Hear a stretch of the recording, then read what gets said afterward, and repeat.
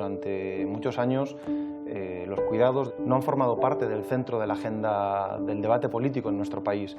He trabajado por horas y de interna, y a veces sin descanso. El cuidar a personas es un desgaste. Cajas y cajas de expedientes acumuladas en la consejería, expedientes de dependencia sin tramitar. ¿Cómo es posible esto? ¿O no es verdad? No, por desgracia es totalmente cierto. ¿Qué sentimientos asaltan a una persona dedicada profesionalmente a esto cuando ve que a las personas mayores se les ha tratado de este modo hasta el punto casi de dejarles morir?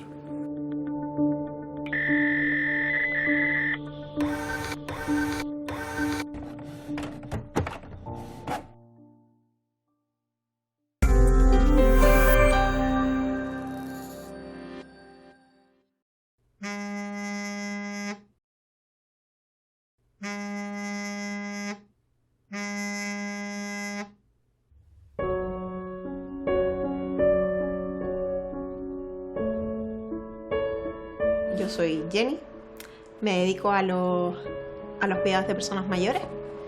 Llevo muchos años cuidando a personas mayores, más de 10 años. He trabajado por horas y de interna, y a veces sin descanso. El cuidar a personas es un desgaste muy, muy duro. Luego de terminar de trabajar, tengo que hacer los cuidados de mi hija. Llegar a mi casa, arreglar sus cosas, hacerle sus masajes, porque mi hija necesita unos cuidados específicos. Ella nació con una malformación, que es los pies hacia adentro, casi prácticamente pegados a la tibia. Hay que operarla, no puede caminar, tiene que estar en reposo. Por ejemplo, ahora no puede ir al cole, entonces me la tengo que llevar a trabajar. Y así, o sea, trabajo con ella, hago los cuidados como profesional, pero también hago los cuidados como madre. Entonces es más intensa mi vida.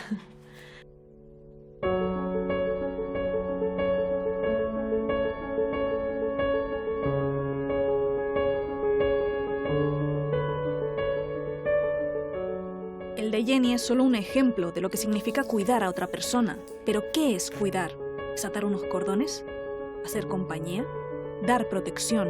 ¿Servir de apoyo? ¿Es cuidar, estar ahí las 24 horas del día? ¿Y qué pasa con quienes no tienen a nadie que les cuide?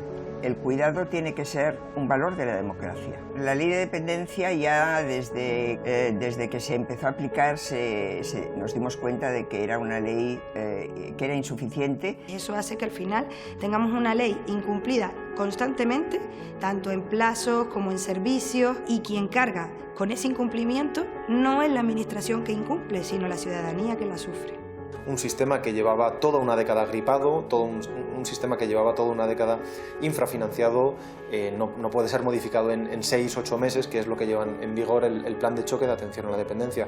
Estamos mejorando los datos. ¿Cuánto vamos a tardar en coger velocidad de crucero? O sea, el equilibrio necesario para estar equiparado a las comunidades más o menos parecidas a las nuestras. No te voy a mentir, Carlos, vamos a tardar años porque llevamos mucho retraso. En una sociedad que ha vivido una pandemia, toca mirar hacia una asignatura pendiente que cada día cobra más importancia, porque el ser humano cada vez se hace más viejo y cada vez son menos las personas que cogen el relevo. Los trabajos que durante la pandemia han sido llamados trabajos esenciales, muchos de ellos eran trabajos de cuidado, y sin embargo son los peor remunerados. Y es una carga que emocionalmente y físicamente quema. Pero es que la gente, lastimosamente, no miramos sino cuando nos toca. El diputado del Común de Canarias ha sacado recientemente un informe muy duro sobre 25 residencias. Ese informe relataba cosas también muy desagradables desde el punto de vista sanitario, desde el punto de vista de la higiene, desde el punto de vista de los cuidados. ¿Estamos cuidando bien a nuestras personas mayores en Canarias? También te diría, pues depende. Pero también llega un momento en el que hay que plantear una pregunta. ¿Qué protagonismo tienen los cuidados en nuestra sociedad? Y sobre todo, ¿quién cuida al cuidador?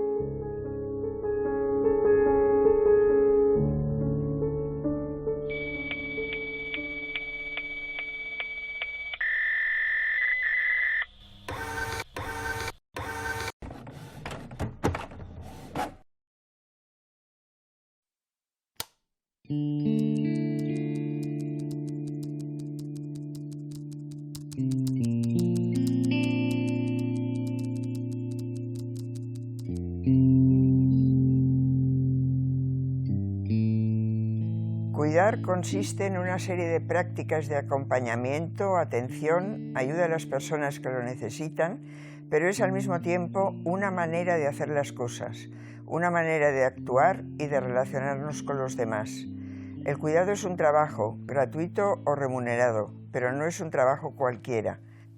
Cuidar implica desplegar una serie de actitudes que van más allá de realizar unas tareas concretas de vigilancia, asistencia, ayuda o control. El cuidado implica afecto, acompañamiento, cercanía, respeto, empatía con la persona a la que hay que cuidar. Es una relación que debe ocultar la asimetría que por definición la constituye. Victoria, ¿por qué ahora está tan en boga hablar de los cuidados, de la sociedad de los cuidados? Cuidar nos hemos cuidado siempre, es decir, que el cuidado ha estado presente en la sociedad siempre. ¿Qué ha ocurrido? Que han sido las mujeres y ha sido el ámbito familiar el lugar donde se cuidaba a la infancia, a los enfermos, a las personas dependientes, a las personas discapacitadas, y eso quedaba como oculto, ha sido como un trabajo invisible. No era un trabajo, era algo que las mujeres realizaban, se entendía porque por naturaleza debían hacerlo. La mujer ha empezado a trabajar fuera de casa y por lo tanto los cuidados tienen que repartirse y la mujer no puede hacerse cargo, ni es justo que lo haga ella sola, de todos los cuidados. Y por otra parte, la esperanza de vida hace que la dependencia crezca. El cuidado no puede caer solo en cargarse, no tienen que ser solo los individuos los que carguen con el cuidado, sino que las instituciones tienen que ayudar. Es una obligación política, no es solo una obligación individual. ¿Puede decirse, Victoria, que esta pandemia, con todas sus secuelas, con su estado de alarma, con el confinamiento y la sensación de ser vulnerables que nos ha dejado a todos y a todas, ha acelerado de alguna manera esa preocupación por los cuidados? Sí, es evidente que sí. Es decir, la pandemia nos ha puesto delante de nuestra vulnerabilidad, nos ha hecho ver que somos más interdependientes de lo que pensábamos y de alguna forma ha cambiado el concepto del tipo de sujeto que somos, ¿no? No somos un sujeto autónomo, racional, que se hace un plan de vida y que puede desarrollarlo por sí mismo, algo que nos ha afectado a todos. Vemos que dependemos mucho de los demás. Hablas de la necesaria e imprescindible implicación de las instituciones en esta sociedad de los cuidados. ¿Te parece suficiente el actual marco legislativo, la Ley de Dependencia de 2006, o crees que hay que profundizar un poco más en esto? No, a ver, la Ley de Dependencia ya casi desde que se puso, desde que se empezó a aplicar, nos dimos cuenta de que era una ley que era insuficiente, sobre todo porque carecía de recursos económicos, no había una memoria económica que la sustentara y por lo tanto se ha ido aplicando de una forma muy deficiente. Cuando se legisló, la idea de los cuidados no estaba tan presente en la sociedad como ahora. Es algo que se ha ido viendo y que se ha ido tomando conciencia, sobre todo en los programas políticos de los partidos más progresistas. Y en cualquier caso, pues, por ejemplo, políticas de conciliación familiar y laboral, ¿no? Que sería una forma de ayudar a las familias a cuidar a sus allegados, pues están en una fase muy embrionaria. ¿Qué es la ética de los cuidados? Que el cuidado es un valor ético fundamental. ¿no? El cuidado tiene que ser un valor de la democracia. La democracia tiene que ser cuidadora. Una democracia cuidadora es aquella que detecta necesidades y reparte responsabilidades entre individuos y servicios públicos o servicios privados apoyados por la administración. ¿Cómo congeniar esta necesidad de los cuidados con el ritmo de vida que tenemos hoy en día en nuestra sociedad? Sí, por eso hace falta aprender a conciliar y que nos ayuden a conciliar. Fíjese que en los trabajos que durante la pandemia han sido llamados trabajos esenciales, muchos de ellos eran trabajos de cuidado, y sin embargo son los peor remunerados. Pero no se trata solo a veces de remunerarlos. El trabajo en la familia, el trabajo de cuidar a un familiar, no tiene que ser un trabajo remunerado, pienso yo, pero tiene que ser un trabajo reconocido. España, como el resto de países europeos, se encuentra en una encrucijada demográfica. Cada vez nacemos menos, vivimos más y la población está cada vez más envejecida. En la actualidad, más de 3 millones de familias españolas conviven con personas dependientes que necesitan cuidado. Las proyecciones demográficas para dentro de 20 años estipulan que por cada 100 personas en edad de trabajar, vivirán 65 en situación de dependencia. En Canarias, para el año 2035, 1 de cada 4 personas tendrá 65 años o más. Y si además tenemos en cuenta la infancia y a las personas que requieren cuidados, se calcula para este mismo año una tasa de dependencia del 55%. La presión de la dependencia no parará de crecer en las próximas décadas, lo que implica que la necesidad de cuidados también irá en aumento. Tradicionalmente los cuidados se han dado en el ámbito familiar, pero ¿pueden asumir las familias todo lo que implica cuidar de una persona que lo necesite? ¿Qué papel deberían de tener las administraciones públicas a la hora de garantizar el bienestar de la población dependiente? Yo, por ejemplo, en mi vida diaria no recibo ni ayudas económicas ni ayudas como de asistencia. Y tengo apoyo de mi madre, de vez en cuando. Son muchas las horas que se le dedica al trabajo y muy poca al ocio, a la familia. Pues cuando yo me voy al trabajo, lo primero es cuando llego, los levanto, los ducho, les doy su desayuno, su medicación, les doy el paseíto por la casa. Hay excepciones a veces que hay gente que los puede sacar a la calle y bueno, pueden respirar el aire, pueden ver a la gente, ver el sol, saborear algo dulce. Al final la gente mayor nos termina enseñando el amor hacia los pequeños detalles. Psicológicamente te agota, pero yo creo que a la persona que le gusta todos los días saca fuerza. Económicamente está muy mal pagado. Aquí en España está muy mal pagado. Te dice, te contratamos por tantas horas, por tanto dinero, y bueno, y uno lo que más dice, vale, tiene que aceptar porque al final tenemos una familia detrás.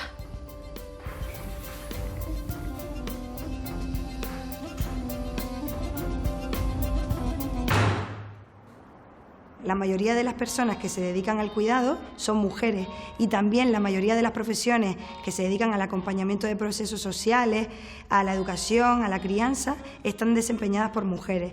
Nada de esto es casualidad, como tampoco lo es la invisibilización de esos cuidados en una esfera privada y poco reconocida.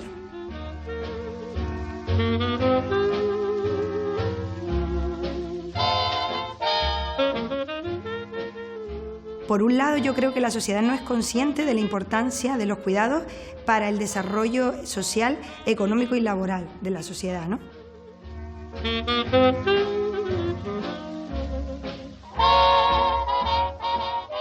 Y por otro lado, no solo creo que esté preparada, sino que además lo está pidiendo a gritos, ¿no? Y de ahí la salida de tantas asociaciones y de tantas entidades pidiendo aspectos como la conciliación laboral, hablando de dependencia, hablando de discapacidad, pero también hablando de feminismo, hablando de igualdad, de precariedad laboral.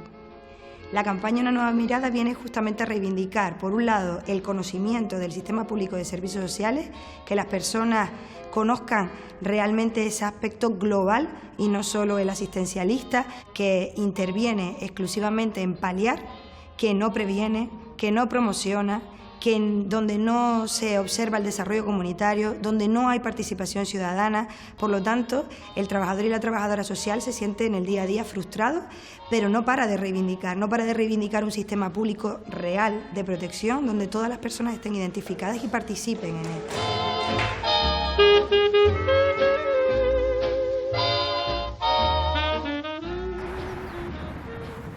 Mi nombre es Gabriel Ojeda. Mi relación con los cuidados viene de mi madre, que soy hijo único, y es una persona que tiene discapacidad intelectual. Yo me llamo Magdalena y ayudo a cuidar a mi madre en conjunto con mi hermano y soy la presidenta de Acuigranca de la Asociación de Cuidadores. Yo soy Gisela y soy presidenta de la Asociación de Personas con Diversidad Funcional de Canarias Melody. Tendríamos que hablar del sistema que tenemos de promoción de la autonomía personal, que es como realmente se llama la ley, y tener claro que lo que da la ley de promoción de la autonomía personal no son ayudas, son derechos. Y no es lo mismo reclamar una ayuda que reclamar un derecho. Yo es que creo que cuando hablamos de cuidado tenemos que hablar del sistema público de servicios sociales. ¿Qué ocurre? Que las políticas, el sistema público de servicios sociales lo han ido abandonando, lo han ido secando y finalmente lo han ido parcheando de tal manera que toda la ciudadanía, tú le preguntas qué es el sistema público de servicios sociales y la gente te habla de unas ayudas económicas para cuando la persona está muy mal económicamente, ¿no? Antiguamente reconozco que era muy complicado porque, como les comentaba y ustedes bien sabrán, desde los 16 años llevo cuidando a mi madre porque soy hijo único y entonces fue mucho trámite de papeleo, que si la dependencia, que si el cabildo del ayuntamiento. Y entonces, pues por ahí ahora está en un centro de día, está atendida, tiene su psicóloga, sus trajes sociales y sí es verdad que ahora estamos bien, pero antiguamente era más complicado por esa situación y más siendo hijo único. Y es una carga que emocionalmente y físicamente quema. Pero, ¿sabes qué pasa? Ya no falla solo las instituciones, falla el nivel familiar. Tú puedes tener 10 o 12 hijos, pero basta que uno esté viviendo dentro de la casa como que ya cree que ese es el único que tiene que cuidar. ¿Por qué el que está viviendo no puede también tener una calidad de vida? Pero es que la gente, lastimosamente, no miramos sino cuando nos toca. Y eso es lo que tenemos que concienciarnos, que estamos en un país longevo y vamos a necesitar nosotros el día de mañana también esas ayudas que estamos requiriendo ahora. Nosotros no queremos dinero, lo que quiero es recursos, mayores recursos dentro de la casa. Y reconocimiento, ¿no? Sí. Es que los cuidados deben ser reconocidos de una vez y dejar de estar en esa esfera privada, en esa esfera no reconocida y no valorada, ¿no? Lo primero que hay que hacer es reconocer que los cuidados son un motor que hacen que las sociedades se desarrollen.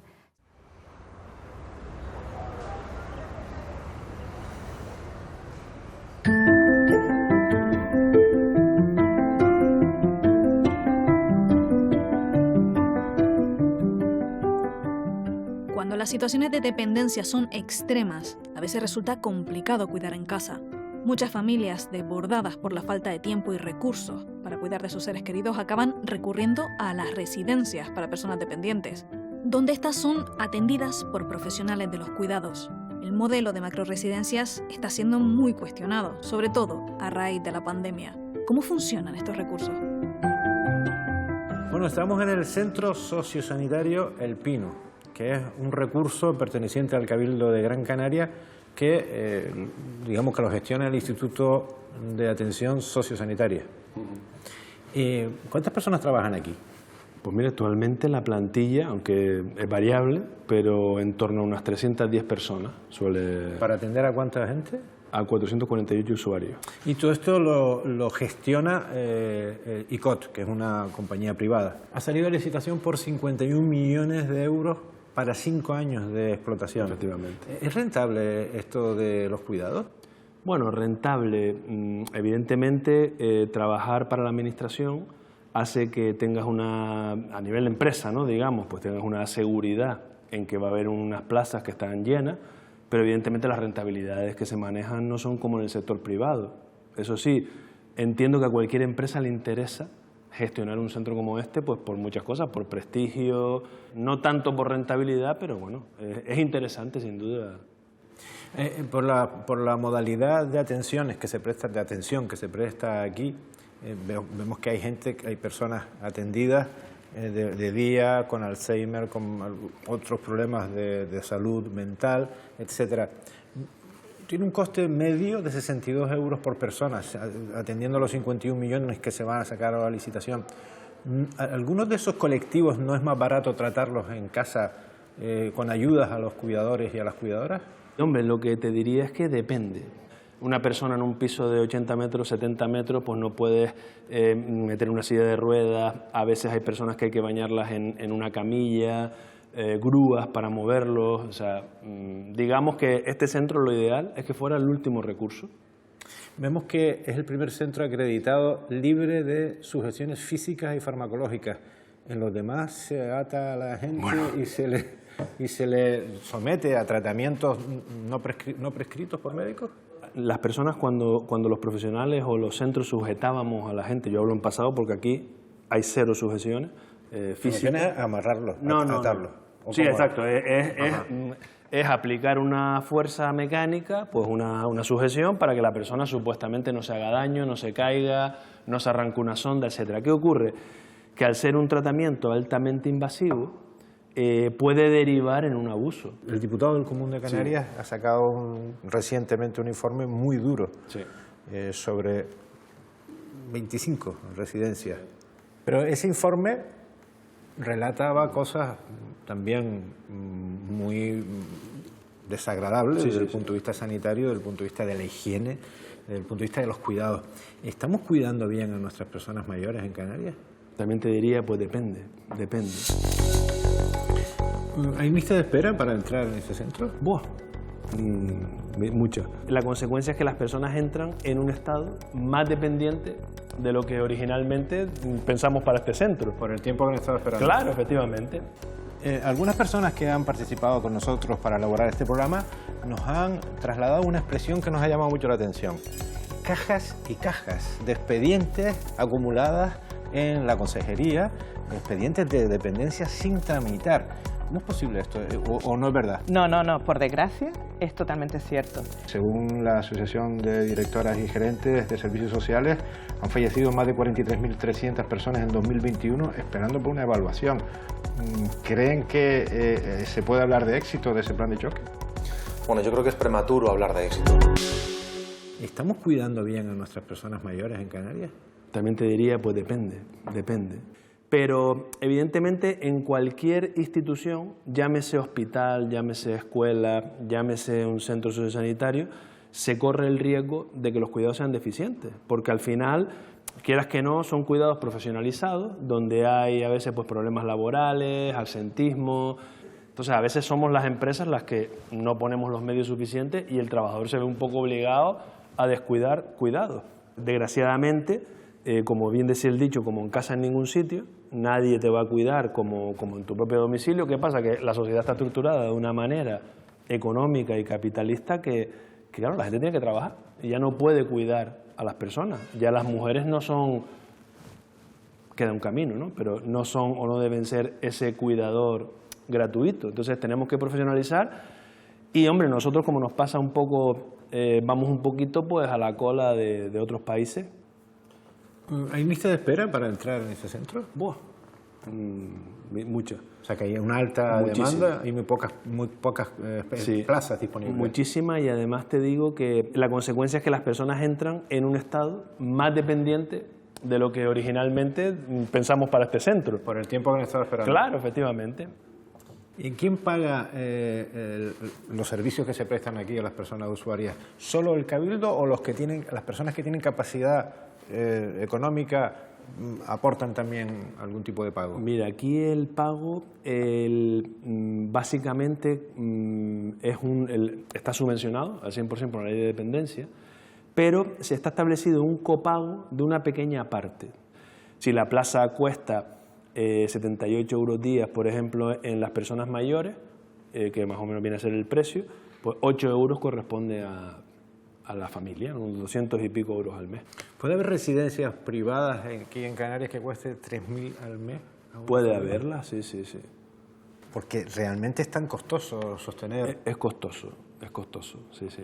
Napoleón decía que la guerra dependía de tres cosas, que era dinero, dinero y dinero, y al final los servicios sociales, en su mayoría, también dependen de dinero, dinero y dinero. Luego hay que gestionar también, una vez que tienes el dinero, pero al final la pasta manda bastante.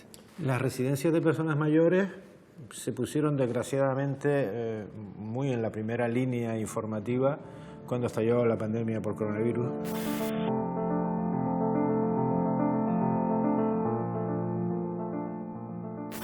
Por la cantidad de personas que, en sitios como Madrid, por poner un ejemplo, fallecieron víctimas de pocos cuidados.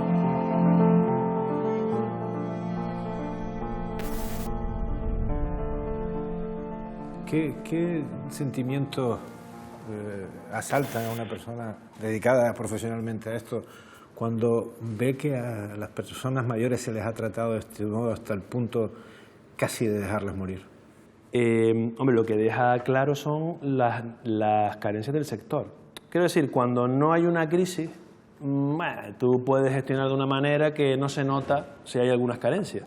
Claro, cuando aparece una crisis de este tipo, te pongo un ejemplo, es proporcional el número de muertes de COVID con el número de enfermeros, inversamente proporcional. Es decir, a mayor número de enfermeros, menos COVID. A menor número de enfermeros, más COVID, más muertos. Un gestor de este sector como tú, ¿cómo visualizas la nueva sociedad de los cuidados? ¿Hacia dónde vamos? Yo te digo lo que a mí me gustaría. A mí me gustaría estar en mi casa hasta el final. O, en su defecto, en algo parecido a mi casa. Tú a lo largo de tu vida, a lo mejor, vas a necesitar nada hasta los 78 años. A los 78 años te da un ictus y empiezas a necesitar ayuda a domicilio. De repente a los 84 ya necesitas pues irte de tu casa porque no puedes estar allí, y eso implica un seguimiento de la persona. No, como a día de hoy desgraciadamente todavía pasa, que desde que la persona entra en dependencia hasta que entra a un recurso, pues pasan un tiempo de oro y al final lo tenemos ahí un poco... Pero vamos, es un planteamiento que va más allá, entiendo, digamos, más como país, ¿no? Los retos que plantea el envejecimiento de la población requieren de una respuesta decidida por parte de las administraciones públicas. Todos vamos a necesitar de cuidados en algún momento de nuestra vida. ¿Quién debe asumirlos? Como los servicios públicos no están cubriendo la creciente demanda de cuidados, están proliferando las empresas privadas que dan alternativas a las familias que necesitan ayuda.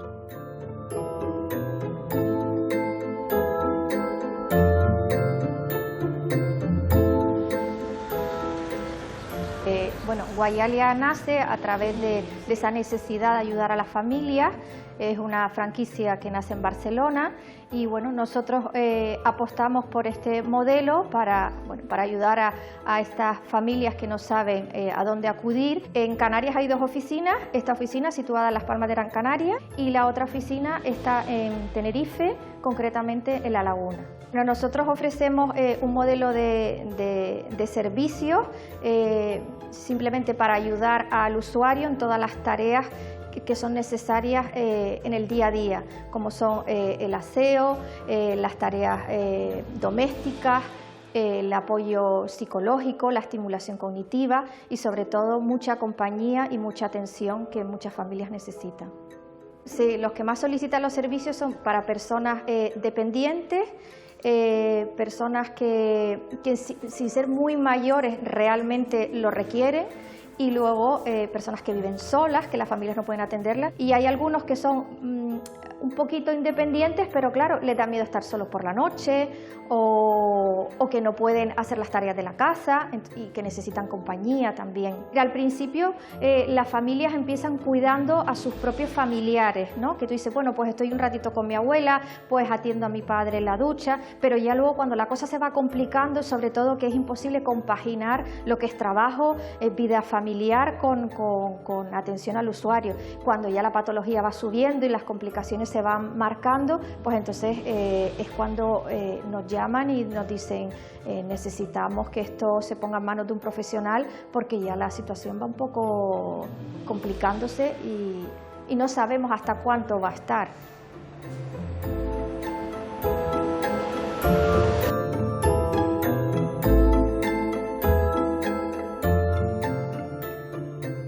Las instituciones ¿están preparadas para promover políticas de cuidados? Y sobre todo, ¿hay voluntad para que el sistema de cuidados cuente con una financiación adecuada y sostenible en el tiempo?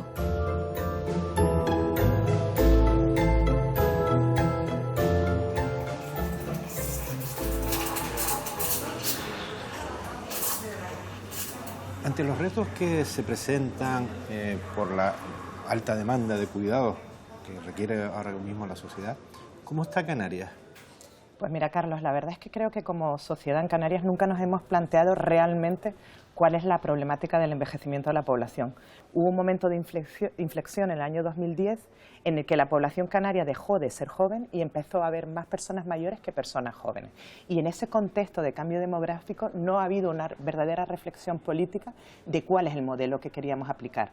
El modelo que hemos aplicado es el modelo de la dependencia clásica, la de la ley del 2006, pero no dotándolo de los medios adecuados en proporción a la población que estaba envejeciendo. Por lo tanto, ha sido un modelo muy deficiente y basado mucho en la residencia. Es que esa era la siguiente pregunta. ¿Con qué herramientas, con qué instrumentos, con qué dotaciones se presenta la comunidad canaria para hacer frente a esto? Vamos muy atrasados. Sí, vamos muy atrasados. Mira, la ley es del 2006, empezó a aplicarse en el 2007 y, como sabes, a partir del 2008 fueron además los recortes del Partido Popular. Entonces, carecíamos de personal en aquel momento para gestionar la dependencia, carecíamos del presupuesto para poder hacerlo y carecíamos de la voluntad política. Entonces nos traíamos 2 años y medio, en 2 años y medio no se pueden hacer milagros, pero es verdad que sí que consideramos que por fin hemos sentado las bases para facilitar un cambio. Sí, pero has planteado esta respuesta en pasado, como que no había dinero, no había personal, no había voluntad política. ¿Todo eso ha cambiado ahora a positivo, seguro? Totalmente. Desde que llegamos en el año 2019, en verano, la primera reunión, de hecho, que tuvo esta viceconsejera fue con el equipo de dependencia porque teníamos claro que era uno de los caballos de batalla de esta legislatura, de este gobierno de progreso. Entonces sentamos en una mesa a todas las personas, todos los actores de la dependencia, a ver cómo podíamos entre todos mejorarla. Lo primero que nos dijeron, por ejemplo, los jefes de servicio fue, no tenemos un gestor de expedientes. Y era como, claro, nos quedamos como un poco, ¿cómo va a ser eso? No, trabajamos en Excel. Algo que parece como tan básico que exista un aplicativo en el que tú metas los datos de la persona y puedas seguir su expediente. En Canarias no, en Canarias a día de hoy aún seguimos manejándonos con papel, con Excel. Eso no puede ser, eso retrasa. Teníamos muy poco personal, hemos integrado ya a 101 personas y vamos a integrar 50 personas más. Totalmente insuficiente, totalmente insuficiente. Sí, porque estamos años luz, por ejemplo, del País Vasco, que es un referente. Por ejemplo, y no solo el País Vasco, por ejemplo, Castilla y León, efectivamente es un buen ejemplo, porque tiene más o menos el mismo número de población que Canarias. Ellos tienen 800 personas para gestionar la dependencia. Nosotras tenemos en torno a 250. Tú imagínate la diferencia. ¿Pero cómo es posible que esto haya sido así? Es posible porque no ha habido voluntad de cambiarlo. A día de hoy, en Canarias se invierte en torno a 400 millones de euros para la dependencia y se está aumentando la financiación. Con esos 3 ejes básicos estamos mejorando los datos. ¿Cuánto vamos a tardar en coger velocidad de crucero? O sea, el equilibrio necesario para estar equiparado a las comunidades más o menos parecidas a las nuestras. No te voy a mentir, Carlos, vamos a tardar años porque llevamos mucho retraso. Pero ¿cuál es la diferencia? Y quiero insistir en eso. En este momento la gran diferencia es que sí estamos sentando las bases para ese cambio. Algunas personas que han participado con nosotros para elaborar este programa nos han trasladado una expresión que nos ha llamado mucho la atención. cajas y cajas de expedientes acumuladas en la consejería, expedientes de dependencia sin tramitar. ¿Cómo es posible esto? ¿O no es verdad? No, por desgracia es totalmente cierto. Pues cada una de esas cajas contiene archivos, y esos archivos representan a personas como estas. Estamos violando derechos fundamentales, estamos privando de libertad a las personas, y estamos privando de calidad de vida. Por ejemplo, todavía en esta dichosa comunidad no están subvencionadas una cama eléctrica. No es lo mismo que una grúa, cuando estén empotrados en cama, le ayuda a levantarlo y ponga a un profesional que se lo haga yo. Así, ¿cómo lo hago? ¿Qué ayuda tengo? ¿Cómo se termina? Para esta silla de ruedas que te vale 6.000 y pico euros, hay una ayuda de 3.500 euros, cada 4 años. Y depende del tipo de diversidad funcional que tengas, la tendrás o no. Es que es muy importante lo que ustedes han dicho. La diferencia entre una diversidad funcional y otra, la diferencia entre una situación y otra la tiene que determinar, evidentemente, el personal técnico, pero contando con la participación de la persona, que será la que pueda determinar lo que necesita y lo que no. Lo viable será hacer un baremo adaptado a cada enfermedad, psicológica o física, y sobre todo en mi caso yo me quiero suscribir al convenio de cuidador, que es lo que estoy luchando ahora por conseguir. Consiste que la Seguridad Social te paga la cotización que tú estás cuidando a la persona dependiente, y el horario y las horas, eso. Pero ¿qué es lo que pasa? Que yo tengo la tutela de mi madre y soy cuidador, y entonces, pero si la de ley de dependencia, hasta que no pase otra vez la segunda valoración, teniendo ahora este año un grado 1, hasta que no me nombren cuidador no profesional, no puedo adherirme a ninguna ayuda, ni suscribirme a ninguna ayuda, sea autonómica o sea estatal.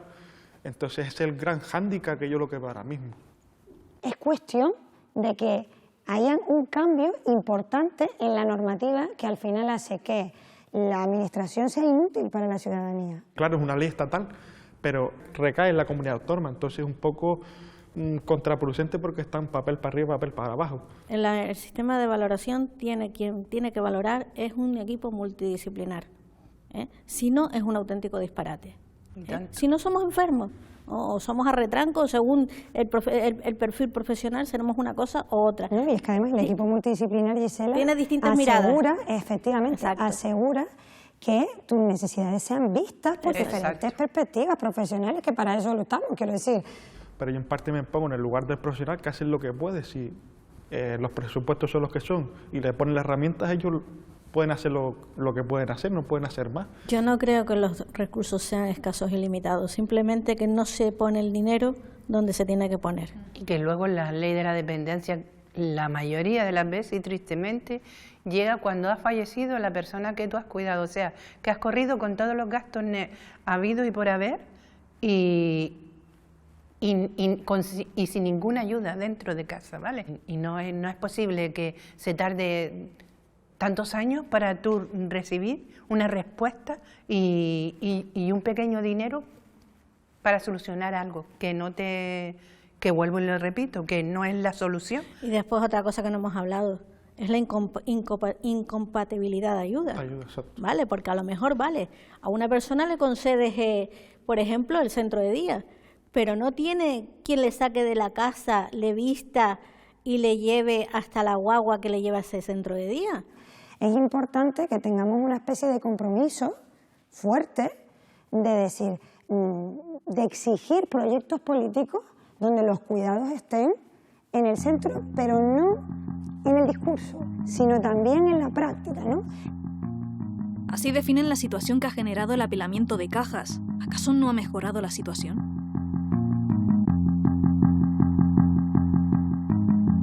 De hecho, una de las cosas que más nos sorprendió cuando llegamos a la consejería, fuimos por supuesto a visitar a los equipos, a presentarnos, y cuando llegamos, me acuerdo de esa imagen, al Pino, llegamos a una sala que está como al fondo del Pino y había un montón de cajas en el suelo. Nosotros pensábamos que eran expedientes antiguos, documentación que ya se había registrado, y me acuerdo de una trabajadora social diciéndome, no, son expedientes que no han entrado siquiera en el sistema. Y efectivamente eran cajas y cajas. Ahora esos 5.000 expedientes ya están registrados. La Consejería de Derechos Sociales, de la que depende tu viceconsejería, ha lanzado el plan Canarias Te Cuida. ¿Esto qué consiste? Pues mira, Carlos, ante esta situación que vive Canarias, lo que hablábamos antes del envejecimiento de la población, de un sistema muy limitado de atención a las personas con dependencia y discapacidad, y ya no solo a la población dependiente, sino la población a lo largo de su vida. O sea, cómo atendemos a las personas de 0 a 3 años, cómo atendemos a las personas con discapacidad, cómo atendemos a las personas con dependencia. Todo eso lo fuimos madurando. Cuando ya lo teníamos bastante maduro, vinieron los fondos europeos. Tenemos 220 millones de euros, que se dice pronto, para ejecutar en 3 años, lo cual es un reto gigantesco, y con eso queremos sentar las bases de este cambio. Queremos establecer un sistema de cuidados que permita a las personas que necesitan residencias, porque es verdad que en Canarias tenemos un problema de falta de residencias, vamos a crear más de 1000 plazas nuevas de residencias, pero no residencias macro-residencias, residencias apegadas al entorno, a los barrios. Desarrollar algo que en Canarias no tenemos, curiosamente, es la teleasistencia. Ustedes saben que tenemos el famoso botoncito rojo, pero no es una teleasistencia avanzada. Nosotras queremos un sistema de domótica en más de 12.000 viviendas de personas con dependencia. Queremos un sistema de edificios intergeneracionales. ¿Qué significa eso? En Canarias tenemos un problema, la gente joven no tiene acceso a vivienda y hay mucha gente mayor que vive en soledad. Juntemos a esos perfiles para que convivan en un edificio intergeneracional. Viviendas colaborativas, es todas esas personas mayores que no son dependientes y quieren vivir de manera juntos, en cooperativas, con servicios comunes. Pisos para todas esas personas en situaciones de emergencia, desahucio, gente que vive en la calle.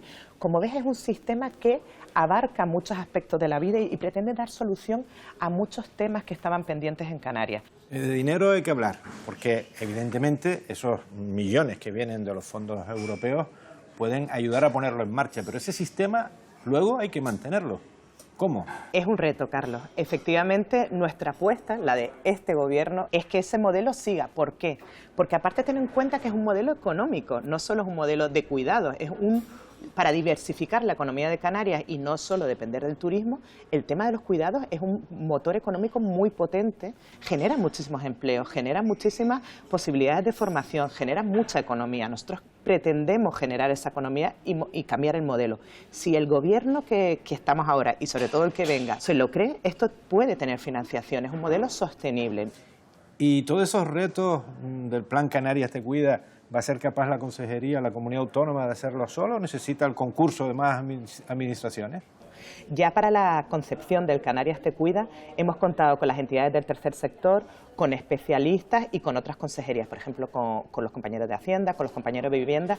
Si realmente queremos un cambio de modelo, una consejería sola no lo puede hacer. Necesitamos la implicación del resto del gobierno, necesitamos la implicación de Hacienda con toda la gestión de los fondos, la implicación de función pública para que nos dote del personal suficiente para poder llevarlo a cabo, la complicidad, por supuesto, de los cabildos, toda la parte de infraestructura sociosanitaria, 72 millones de euros tiene que ser a través de los cabildos, la implicación de los ayuntamientos, la implicación del tercer sector. Esto es una apuesta no solo del gobierno, sino de toda la sociedad canaria. ¿Queremos pasar del modelo obsoleto del turismo, como lo concebíamos hasta ahora, a un modelo de otro tipo de economía? Sí, esa es la apuesta. Pues tenemos que remar todos juntos. Y si todas las instituciones tienen que remar, quien lleva el timón es el gobierno central. Curiosamente, los asuntos sociales están en manos del mismo partido, tanto en Canarias como en el Ejecutivo estatal.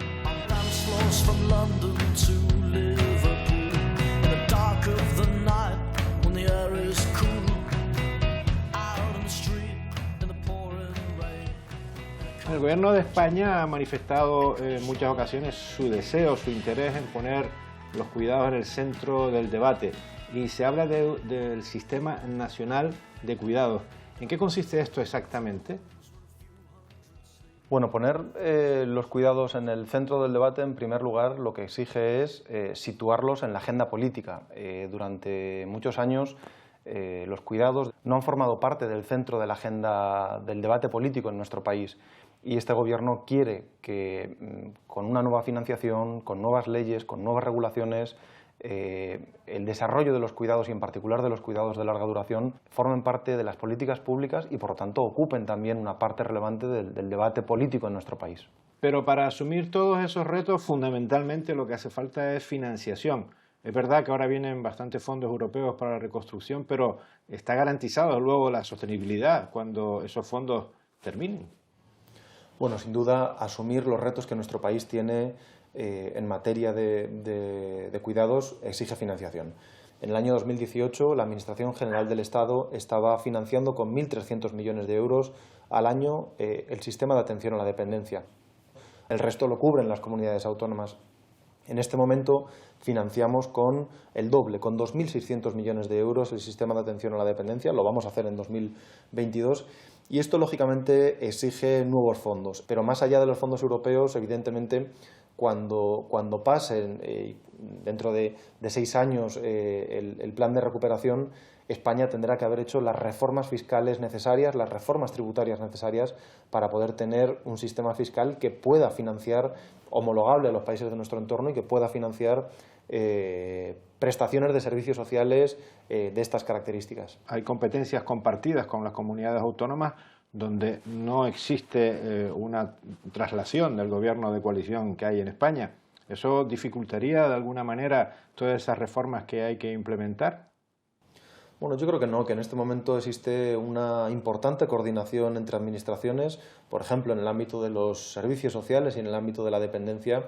El Consejo Territorial, que es el órgano donde el Gobierno se reúne de forma periódica y continua con las comunidades autónomas, ha sido capaz de aprobar en el último año y medio avances muy importantes. Estoy pensando en el Plan de Choque de Atención a la Dependencia, que fue aprobado por el Gobierno y el conjunto de las comunidades autónomas.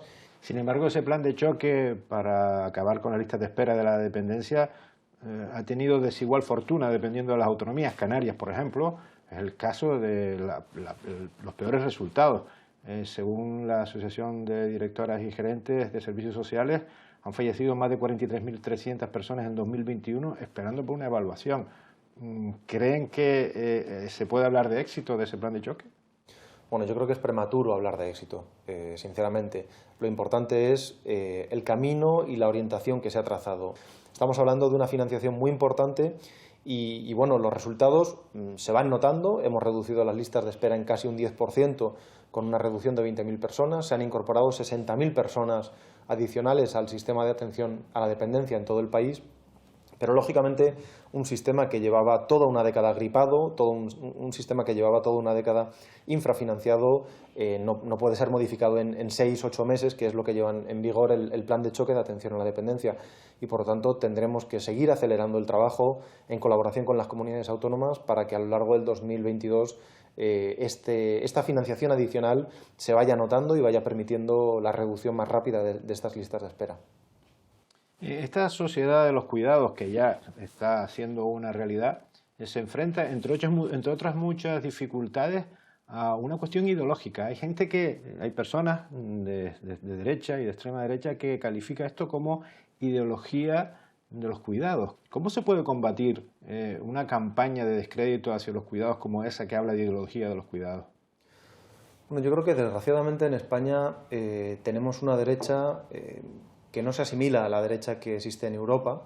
En los países de nuestro entorno tenemos que estas formaciones políticas de corte liberal, de corte conservador, entienden la importancia del estado del bienestar, lo han financiado y lo han apoyado. Que la derecha en nuestro país quede excluida de estos consensos que se están dando fuera de nuestro país me parecería enormemente preocupante. Porque además hay una vertiente económica muy destacable. Bueno, es que España es un país que está invirtiendo en cuidados de larga duración la mitad de lo que invierten los países de nuestro entorno. La infancia, de la protección de 0 a 3 años y las mujeres como cuidadoras están también previstas con un tratamiento especial en esta ley. Están previstas con un tratamiento especial en esta ley. De hecho, esta ley va a contemplar los llamados 1000 primeros días de crianza. Se va a hacer un especial hincapié en esta materia con el desarrollo de una prestación de crianza que facilite a las familias jóvenes que tienen criaturas el desarrollo de la educación de 0 a 3 años. Un sistema de atención a la dependencia digno de tal nombre son infraestructuras que permiten reordenar los cuidados y por lo tanto evitar la carga histórica que han tenido las mujeres en esta materia. Pero además, dentro del ámbito de la dependencia, por ejemplo, es necesario poco a poco ir apostando por cuidados que tomen la forma de prestación de servicios y no tanto por cuidados vinculados a una prestación económica que al final en muchas ocasiones lo que hace es que sean las propias mujeres las que terminen asumiendo con una ayuda económica los propios cuidados dentro de la familia. Es importante entender que los cuidados son nuevos derechos sociales, son nuevos derechos económicos y que tienen que tomar la forma de servicios directos a la ciudadanía. Bajo el árbol se escondía. La familia tiene que estar 24/7 para saber lo que hace una cuidadora y ponerse en el lugar de esa persona. No hay empatía, porque uno ve caras pero no ve corazones. Uno no sabe las tormentas que tiene cada persona. Los cuidadores también somos humanos. Sin embargo, en un trabajo tenemos que ir de una sonrisa a sonrisa. Hay días que no te vas a querer ni siquiera levantar. Yo tengo sueños que cumplir. Y a eso vine, a cumplir sueños y a cumplir los sueños también de mi hija.